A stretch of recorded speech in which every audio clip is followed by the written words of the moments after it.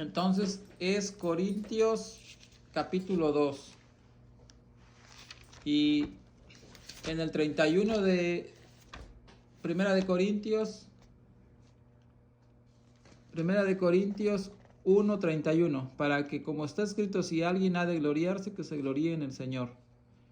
¿A qué hace referencia Pablo? Pues hace referencia al profeta Jeremías. Jeremías 9:12 al 14. ¿Quién es varón sabio que entienda esto? Les hace pregunta, en forma de pregunta, Jeremías. ¿A quién habló la boca de Yahweh para que pueda declararlo? ¿Por qué causa la tierra ha perecido? ¿Ha sido asolada como desierto hasta no haber quien pase? Dijo Yud-Het-Bat-Hei, porque dejaron mi ley, la cual di delante de ellos y no obedecieron a mi voz, ni caminaron conforme a ella. Antes se fueron tras la imaginación de su corazón y en pos de los Baales, según les enseñaron sus padres. Entonces, ¿qué dice aquí Jeremías? No obedecieron a la voz. El pueblo decidió libremente inventar sus propios dioses y su propia religión. Lo mismo que estaba pasando ahí, lo mismo que está pasando hoy en día. Siempre ha pasado, por lo que estamos deduciendo. Que si ya Jeremías estaba diciendo que iban a inventar sus propios dioses, porque los habían hecho ya lo habían hecho, entonces, y también la religión, imagínate. Por tanto, así ha dicho Yud-Het-Bat-Hei de los ejércitos desde Israel. He aquí que a este pueblo yo les daré a comer ajenjo y les daré a beber aguas de hiel. Les daré a comer ajenjo, que es una hierba amarga, muchos sabemos. Y los esparciré entre las naciones que ni ellos ni sus padres conocieron, y enviaré espada en pos de ellos hasta que los acabe. Así dijo Yud-Het-Bat-Hei. No se alabe el sabio en su sabiduría, ni en su valentía se alabe el valiente, ni el rico se alabe en sus riquezas. Mas alábese en esto el que se hubiere de alabar, de entenderme y conocerme, que yo soy Yud-Het-Bat-Hei, que hago misericordia, juicio y justicia en la tierra. Porque estas cosas quiero, dice Yud-Het-Bat-Hei. He aquí que vienen días, dice Yud-Het-Bat-Hei, en que castigaré a todo circuncidado y a todo incircunciso, a Egipto y a Judá, a Edom y a los hijos de Amón y de Moab, y a todos los arrinconados en el postrer rincón, los que moran en el desierto, porque todas las naciones son incircuncisas, y toda la casa de Israel es incircuncisa de corazón también. Entonces aquí, algo bien importante que dice este profeta, en el 23 de Jeremías 9:23. No se alabe el sabio en su sabiduría, dice, ni en su valentía se alabe el valiente, ni el rico se alabe en sus riquezas. Entonces aquí algo bien importante, que mucha gente se hace alarde de sus propios actos, de sus propias, ¿cómo les diré? De sus propios esfuerzos, que son humanos. Y muchos pudieran decir, entre muchos ejemplos, pudiera decir este ejemplo, que hay personas que dicen y se jactan, no, pues por mí yo he dado un buen testimonio a mis familiares, y por ese testimonio mío es que ellos han venido a la Torah. Y entonces si tú eres una persona un poco sabia, no se necesita ser tan sabio. Nada más con poco de sabiduría que tú tengas, vas a poderte dar cuenta que ahí esa persona se está jactando, se está halagando a sí misma. Y no es porque esa persona haya traído a sus familiares a la Torah. No, eso es un error pensarlo. Lo que pasa es que nosotros como instrumento somos utilizados por el Creador para llevarle la palabra, para llevarle el Evangelio, pero en su decisión que, que hacen, la decisión no es tuya, la decisión es al que tú le dijiste. Entonces yo no puedo decir que por mí vienen esas personas a la Torah.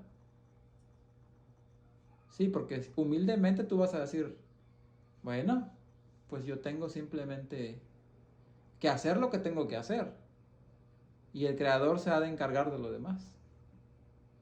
Entonces no somos nosotros. Por eso es muy sabio lo que dice aquí el profeta Jeremías. Pero claro, lo está diciendo el Creador mismo, en boca de Jeremías. No se alabe el sabio en su sabiduría, ni en su valentía se alabe el valiente, ni el rico se alabe en sus riquezas. Entonces no nos podemos jactar de traer personas cuando traemos personas a la Torah. Al contrario, ser humildes y decir, bueno, esto es por la gloria del Creador, no por mí. Eso es lo que sí debes de entender.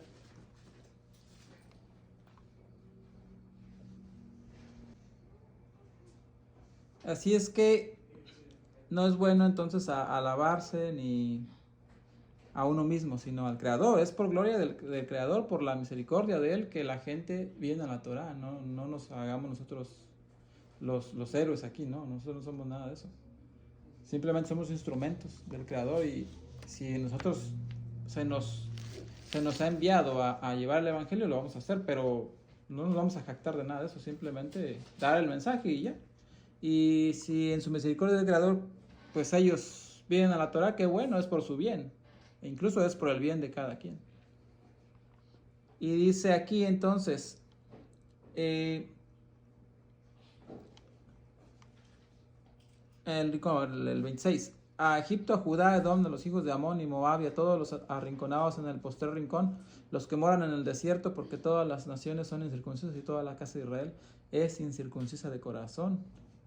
Aquí el sabio que se alaba en su sabiduría, pues lo único que se tiene uno que alabar sería que tenemos que gloriarnos nosotros y presumir, pues es nada más de entender el mensaje de redención del Creador.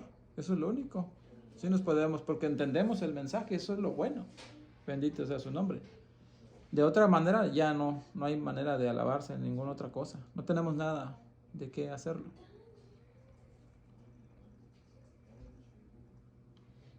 Y tampoco nadie se va a poder enaltecer. Dice, no, es que yo llevo Torah. No, el juicio lo vamos a llevar todos. Tanto Judá como Efraín. Todos. Aquí nada de que porque ya Judá guarda Torah por no sé 2000 años y lo guarda a su manera. Y ya por eso voy a condenarlos y porque yo lo guardo mejor que ellos o peor, estoy condenado. No, eso no existe así. Así no es. Todos merecemos el castigo. Entonces, entrando ya a lo que es el capítulo 2 de Corintios, vamos a desarrollar este capítulo. Esperamos que quede bien, que quede claro todo esto, que podamos interpretarlo de una manera correcta, ¿sí? Yo mismo, hermanos, cuando fui a anunciarles el testimonio del Creador, no lo hice con gran elocuencia y sabiduría. Me propuse más bien estando entre ustedes no saber de cosa alguna, excepto de Jesucristo y de este crucificado. Hallamos el 2. Estuve entre ustedes con debilidad y mucho temor y temblor. Estuve entre ustedes, dice, con debilidad y mucho temor y temblor. Entonces, el hablar en una sinagoga no era algo simple. No era de que me voy, me paro y hablo, ¿no? Pues Pablo primero fue capacitado por muchos años en las mejores escuelas de aquel tiempo. En este caso, él estudió con Gamaliel, ¿sí? Gilel era otra de las escuelas rabínicas donde te enseñaban Torah. Te enseñaban incluso Talmud. Te enseñaban la ley oral. No solamente la Torah, también te enseñaban la ley oral. No nada más la escrita. Y Hillel era una de las escuelas rabínicas que te daba más facilidad para entrar a sus sinagogas. Y la de Gamaliel era un poquito más estricta. Por eso es que él estaba con Gamaliel. Él estaba en las más estrictas escuelas rabínicas. Y es ahí donde él se formó como fariseo. Y en ese tiempo, pues Pablo prácticamente estaba arriesgando su vida allí en la sinagoga, en el púlpito, arriba, ahí donde estaba parado, hablando, todo esto que habló.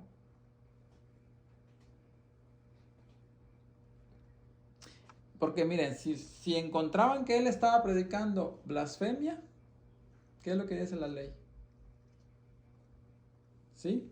La ley misma te permitía que fueras sacado del lugar y fueras apedreado. Hasta eso, fíjate.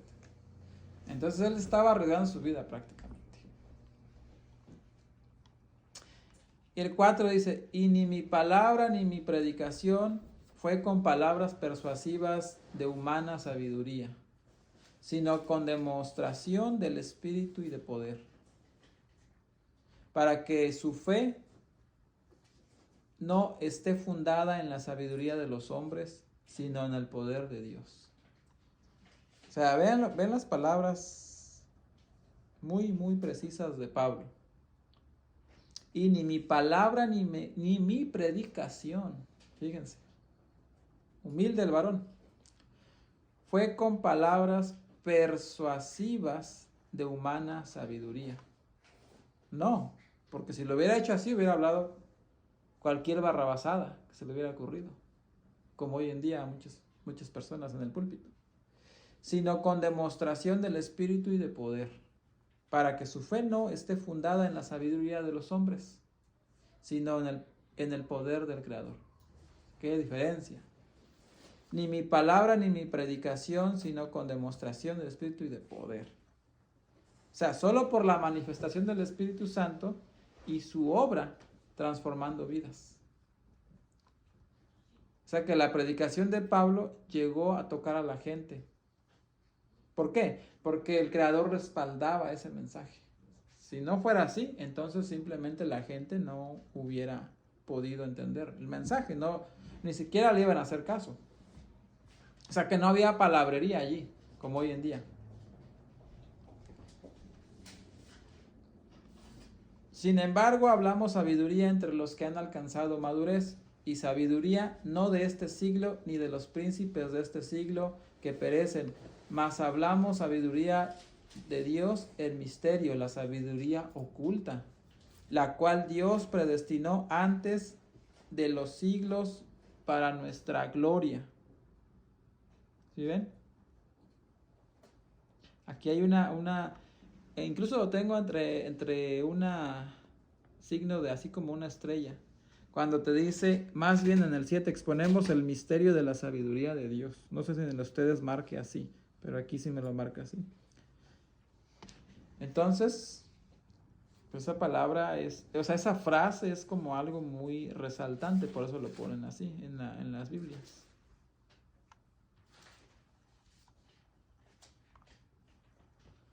Excepto Jesucristo, dice luego acá en el 6. 7. Más bien exponemos el misterio de la sabiduría de Dios. Esa sabiduría de la que predicaba Pablo era referente a ese tipo de poder. O sea, estaba destinada a unas personas en concreto, no a todas, solo a algunas personas. O sea, porque hay veces que hablamos a un grupo de personas y no es que ese grupo de personas todos van a entender el mensaje. No precisamente porque sean muchos o pocos lo van a entender todos. Solo algunos lo van a poder entender. Eso es lo que se está refiriendo Pablo allí con esas palabras. ¿Por qué? Porque si le empiezas a hablar de una manera o sea, de una manera técnica, como con cosas técnicas, como la Torá, o sea, la formación del canon, todo eso, pues simplemente ellos te van a responder a ti, no nos interesa eso. Sí, porque la gente le gusta más escuchar algo que está escrito aquí, que tú nada más como tú leyéndolo y tú repitiéndoselos. Eso es lo que le gusta a la gente. Entonces, si tú vas a darle un mensaje como el que yo te estoy dando ahora, pues simplemente a lo mejor no les interesa. Pero si eres una persona que lees Torah y te gusta leer los conceptos geográficos, los conceptos históricos, pues este tema es bien interesante. Te deleitas en el tema.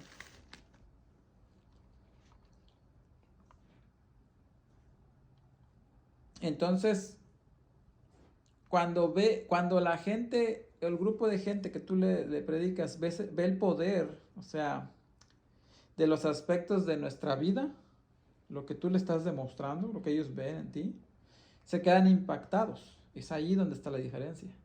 Ahí sí hay efecto, porque tu testimonio va a hablar mucho.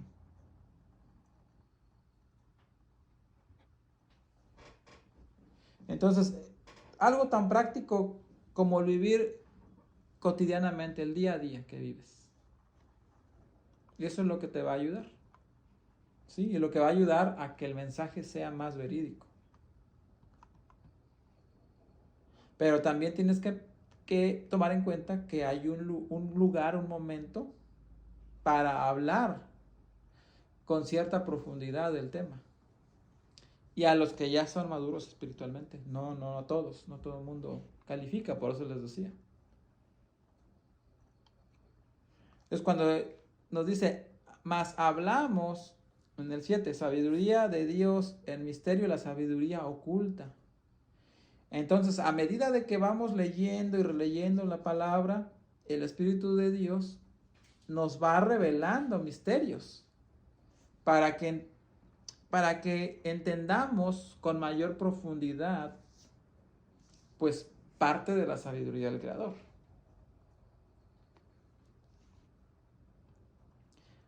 ¿Se acuerdan cuando el Señor, nuestro Adón, Jesús, resucitó? Les empezó a enseñar a los discípulos el camino o sea, el camino de las Escrituras. Se las expuso. Todo el tiempo lo hizo así. Pero cuando Él resucitó, les mostró los mismos pasajes que ya les había leído otras veces. Ya se los había dado antes. Pero con la diferencia que les reveló dónde estaba el Mesías escondido. Ahora, eso no pasa muchas veces a nosotros que estamos ahorita aquí. Cuando leemos un pasaje de manera sencilla, por ejemplo, si leemos superficialmente, no hay revelación. Lo hemos notado. Pero cuando profundizamos, ahí es donde se nos empieza a revelar la profundidad de lo que estás leyendo. ¿Sí? Entonces es cuando entendemos aún más de lo que el Creador realmente te quiere decir. Y no es porque nosotros seamos buenos, no. Aquí no tiene que ver nada lo bueno o lo malo. Tiene que ver lo que tú estás buscando, lo que tú profundizas y lo que le estás preguntando al Creador. Y eso es lo que te va a contestar.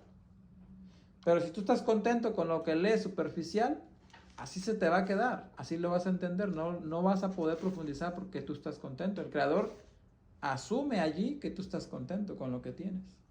Y como estás contento, Él quién es para decirte o para obligarte a hacer algo que tú no quieres.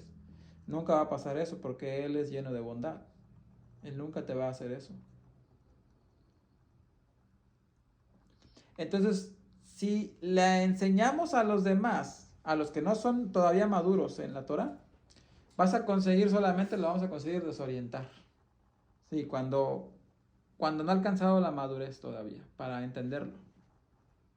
Incluso hasta a mí me ha pasado que a veces hay cosas profundas que yo todavía no he entendido a veces y me quedo analizando el punto y digo, nunca lo había pensado de esa manera. Y entonces te viene la revelación después, entre tanto meditar del tema, te viene la revelación y dices, oye, sí, sí tiene sentido esto, pensarlo así. Pero mientras no lo había tenido yo, entonces a veces hay cosas que yo todavía no me han sido reveladas. ¿Por qué? Porque todavía me falta madurez espiritual. Eso es una razón de la cual no te puede revelar el Creador, por tu madurez espiritual.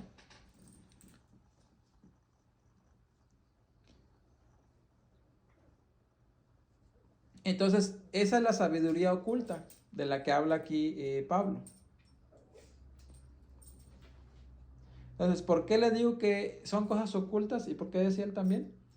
Porque, por ejemplo, si cuando él fue crucificado y él estaba allí cuando fue al Sanedrín, si no hubiera sido oculto eso, pues entonces hubieran sabido lo que iba a pasar los del Sanedrín y hubieran reconocido a Jesús como el Salvador. Y no lo hicieron. ¿Por qué? Porque era oculto para ellos. Por eso se dice aquí en el 7.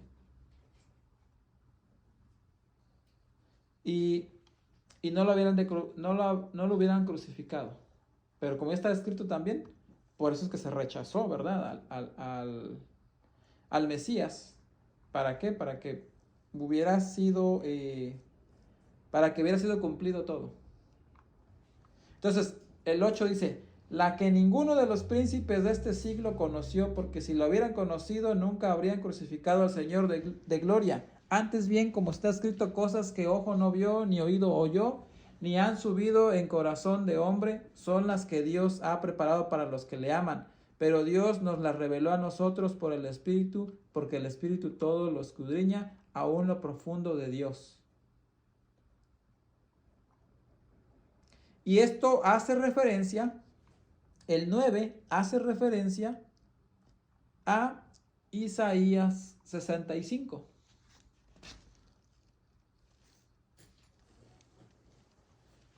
Sí recordarán que Isaías les empezó a decir al pueblo, y cuando dice, pero Dios nos la reveló a nosotros por el Espíritu, esta expresión se corresponde con una forma de enseñar muy rabínica, que consistía en identificarse con los oyentes. Al decir nos la reveló, se incluía en la afirmación el propio apóstol, o sea, Shaul. 65. Me dio a conocer a los que no preguntaban por mí, dejé que me hallaran los que no me buscaban. A una nación que no invocaba mi nombre, le dije, aquí estoy. Todo el día extendí mis manos hacia el pueblo rebelde, que va por mal camino siguiendo sus propias ideas. Es un pueblo que en mi propia cara constantemente me provoca, que ofrece sacrificios en los jardines y quema incienso en los altares, que se sienta entre los sepulcros y pasa la noche en vigilias secretas, que come carne de puerco y en sus ollas cocina caldo impuro. Al decir eso, caldo impuro es pues animales impuros, que son como, por así decirlo, un caldo que hoy conocemos, camarón, jaiba, pulpo, todo ese tipo de animales que no tienen escama, ¿sí? Y eso es impuro, entonces eso es lo que cocinaban allí, y sabrá el creador qué más se les ocurriera. Dice, manténganse alejados, no se me acerquen, soy demasiado sagrado para ustedes. Todo esto me fastidia como humo en la nariz, es un fuego que arde todo el día. Y luego dice, ante mí ha quedado escrito, no guardaré silencio, les daré su merecido, lo sufrirán en carne propia, tanto por las iniquidades de ustedes como por las de sus padres, dice el Señor. Por cuanto ellos quemaron incienso en las montañas y me desafiaron en las colinas, les haré sufrir en carne propia las consecuencias de sus acciones. Luego dice, sus acciones pasadas. Cuando alguien encuentra un buen racimo de uvas, dice, no voy a dañarlo porque todavía tiene jugo. Del mismo modo actuaré yo por amor a mis siervos, no los destruiré a todos, de Jacob sacaré descendientes, y de Judá a los que poseerán mis montañas, las heredarán mis elegidos, y allí morarán mis siervos para mi pueblo que me busca. Sarón será débil, será redil de ovejas, el valle de Acor, corral de vacas. Pero ustedes que abandonan al Señor y se olvidan de mi monte santo, que para los dioses de la fortuna y del destino preparan mesa y sirven vino mezclado, los destinaré a la espada. Todos ustedes se inclinarán para el degüello, porque llamé y no me respondieron, hablé y no me escucharon, más bien hicieron lo malo ante mis ojos y optaron por lo que no me agrada.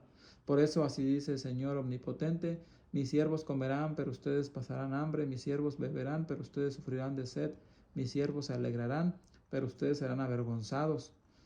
Mis siervos cantarán con alegría de corazón, pero ustedes clamarán con corazón angustiado, gemirán con espíritu quebrantado. Mis escogidos heredarán el nombre de ustedes como una maldición. El Señor Omnipotente les dará muerte, pero a sus siervos les dará un nombre diferente. Cualquiera que en el país invoque una bendición, lo hará por el Dios de la verdad. Y cualquiera que jure en esta tierra, lo hará por el Dios de la verdad. Las angustias del pasado han quedado en el olvido, las han borrado de mi vista. Nuevos cielos y nueva tierra. Presten atención, que estoy por crear un cielo nuevo y una tierra nueva. No volverán a mencionarse las cosas pasadas, ni se traerán a la memoria. Alégrense más bien y regocíjense por siempre por lo que estoy a punto de crear. Estoy por crear una Jerusalén feliz, un pueblo lleno de alegría. Me regocijaré por Jerusalén y me alegraré en mi pueblo. No volverán a oírse en ella voces de llanto, ni gritos, ni clamor, dice aquí. Nunca más habrá en ella niños que vivan pocos días, ni ancianos que no completen sus años. El que muera a los 100 años será considerado joven, pero el que no llegue a esa edad será considerado maldito. Construirán casas y las habitarán, plantarán viñas y comerán de su fruto. Ya no construirán casas para que otros las habiten, ni plantarán viñas para que otros coman, porque los días de mi pueblo serán como los de un árbol. Mis escogidos disfrutarán de las obras de sus manos. No trabajarán en vano, ni tendrán hijos para la desgracia. Tanto ellos como su descendencia serán simiente bendecida del Señor. Antes que me llamen, yo les responderé. Todavía estarán hablando cuando ya los habré escuchado. El lobo y el cordero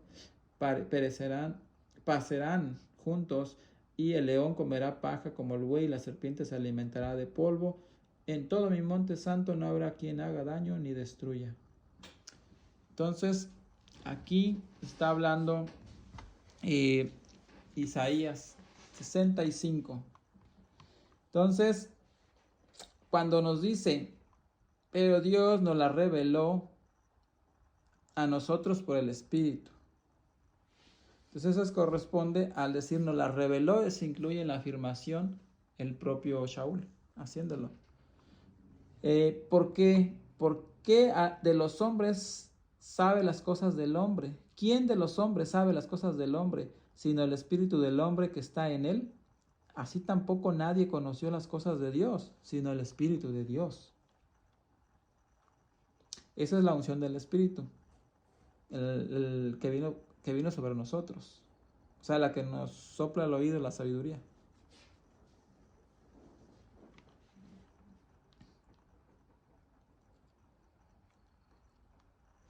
Entonces, a medida de que vamos conociendo más de Dios, nos damos cuenta de que nosotros llegamos a Dios, pero por Él mismo.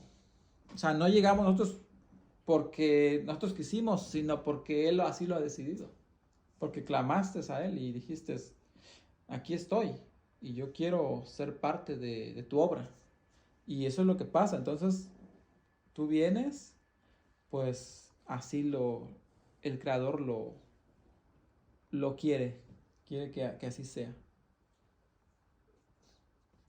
Entonces el 12 dice, nosotros no hemos recibido el espíritu del mundo, sino el espíritu que proviene de Dios, para que sepamos lo que Dios nos ha concedido, lo cual también hablamos, no con palabras enseñadas por sabiduría humana, sino con las que enseña el Espíritu, acomodando lo espiritual a lo espiritual. Entonces aquí, cuando te dice nosotros no hemos recibido el espíritu del mundo. Y luego dice, sino el espíritu que proviene de Dios, para que sepamos lo que Dios nos ha concedido. ¿Qué nos ha concedido? Ezequiel 37 y Jeremías 31, precisamente aquí tenemos Jeremías más cerca de Isaías.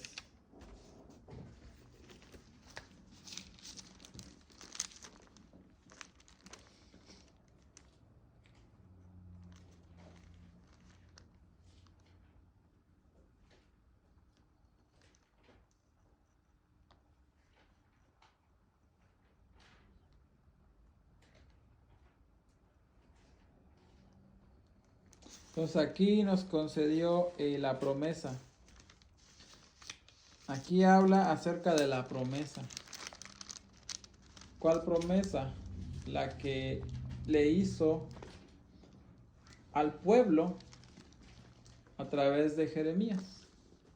Cuando leemos Jeremías 9, acerca de la redención.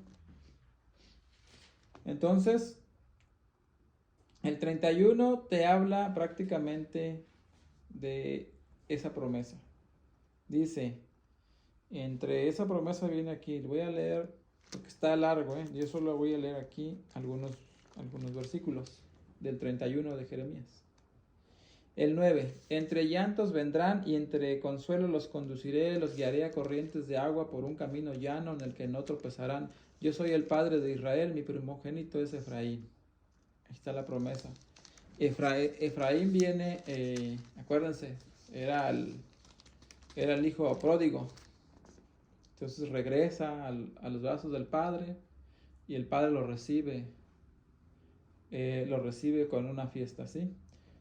Entonces dice el 15, así dice el Señor, se oye un grito en Ramá, lamentos y amargo llanto. Es Raquel que llora por sus hijos y no quiere ser consolada. Sus hijos ya no existen. Así dice el Señor, reprime tu llanto, las lágrimas de tus ojos, pues tus obras tendrán su recompensa, tus hijos volverán del país enemigo. Afirma el Señor. Se vislumbra esperanza en tu futuro, tus hijos volverán a su patria, afirma el Señor. Y por cierto, he escuchado el lamento de Efraín, me has escarmentado como a un ternero sin domar, y he aceptado tu corrección. Hazme volver y seré restaurado, porque tú, mi Dios, eres el Señor. Yo me aparté, pero me arrepentí. Al comprenderlo, me di golpes de pecho, me siento avergonzado y humillado, porque cargo con el oprobio de mi juventud. ¿Acaso no es Efraín mi hijo amado? ¿Acaso no es mi niño preferido? Cada vez que lo reprendo vuelvo a acordarme de él. Por él mi corazón se conmueve, por él siento mucha compasión, afirma el Señor. ¿Sí? Si ven una de las promesas que nos ha hecho el Creador a través del mismo profeta Jeremías, en el capítulo 9 también es que nos habla de esa promesa. ¿Sí? Entonces aquí pues son palabras muy,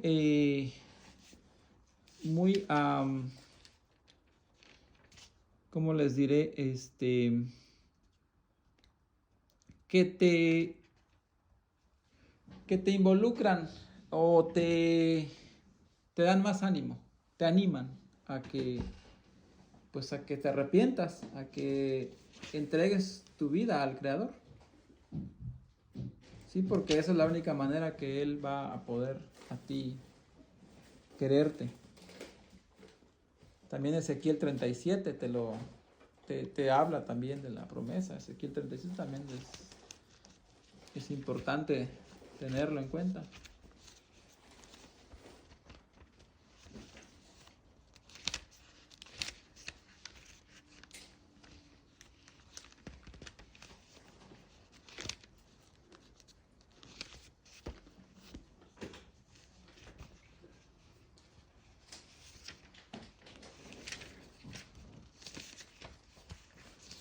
Entonces,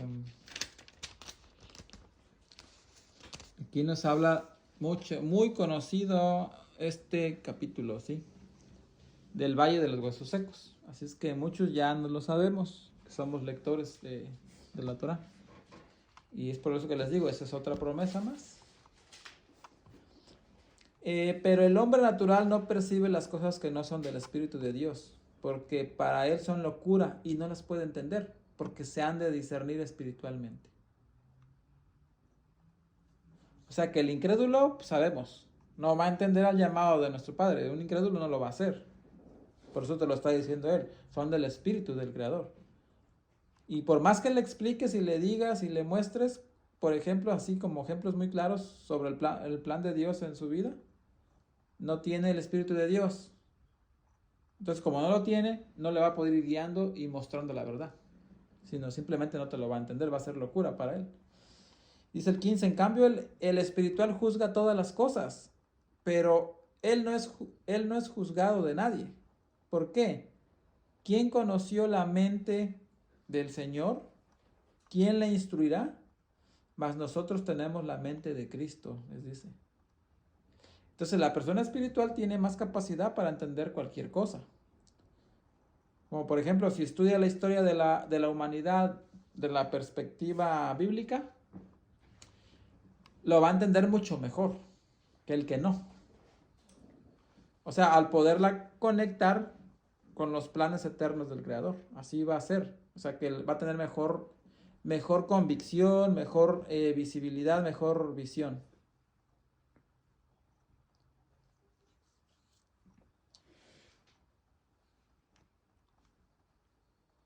Entonces, la gente natural, todo lo contrario, ¿no?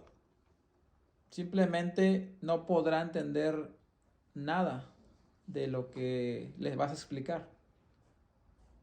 Y ni tampoco va a entender a una persona espiritual. E incluso le vas a caer mal. Y cuando dice, más nosotros tenemos la mente de Cristo. ¿Por qué? Porque tenemos la revelación del plan de rescate del Creador. Y es ahí donde podemos entender o llegar a entender los misterios secretos de nuestro Creador.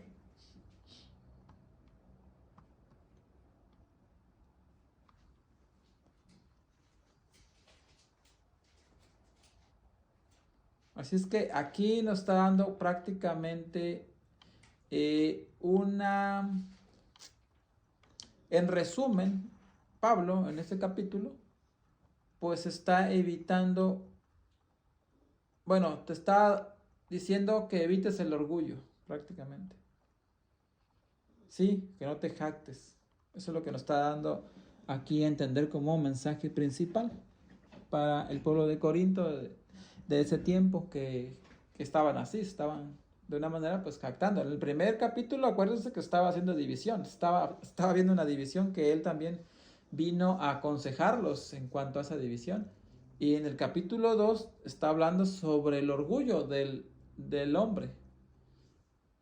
Y en esto, en el 3 que vamos a ver, vamos a hablar sobre la apostasía. Pablo va a hablar sobre la apostasía en el capítulo 3.